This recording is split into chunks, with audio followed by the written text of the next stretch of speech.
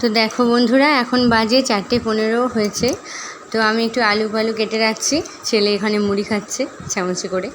আলু ভাজা করব, মেয়ে টিউশন যাবে, মেয়েকে দিয়ে এসে তারপর রান্না করব, সেই জন্য সবটা রেডি করে রাখছি। আটা মাখা হয়ে গেছে, আলুটা কেটে নুন হলুদ মাখিয়ে রেখে যাব। চলো তোমাদের সাথে একটু শেয়ার করলাম। তো গুড ইভিনিং বন্ধুরা, কিছুক্ষণ আগেই তোমরা দেখছিলে আমি আলু কাটছিলাম আলু ভাজবো বলে। তো এখন টাইম হয়ে গেছে, আমার মেয়েকে পড়তে যাবে, টিউশন যাবে, ওখানে দিতে যাব। এই যে আমার মেয়ে দেখো দাঁড়িয়ে আছে রেডি হয়ে। তো চলো যাই। তো এই দেখো আমার মেয়ে বেরিয়ে গেছে গেটের সামনে, আমি সাইকেল নিয়ে বেরোচ্ছি। চল রুমি।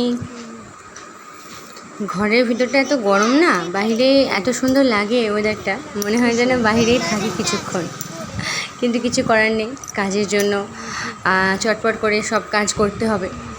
তাই মেয়েকে দিয়ে এলাম। এবার বাড়ি গিয়ে সন্ধে দেব, সন্ধ্যা প্রদীপ দেখাবো। এই যে দেখো তোমরা, সন্ধ্যা প্রদীপ অলরেডি দেখিয়ে দিলাম।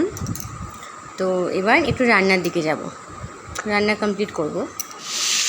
একটু ওই যে আলু কেটে গিয়েছিলাম, আলুগুলো একটু ভাজছি, আলু ভাজা।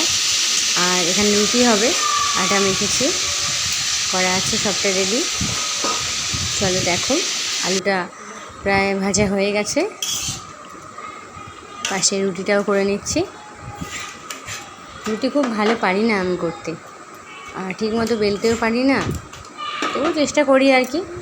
তো দেখো রুটি আলু ভাজা করার পর একটু চা করলাম, ছেলে আমি চা খাচ্ছি, আর শাশুড়িকেও দিয়েছি।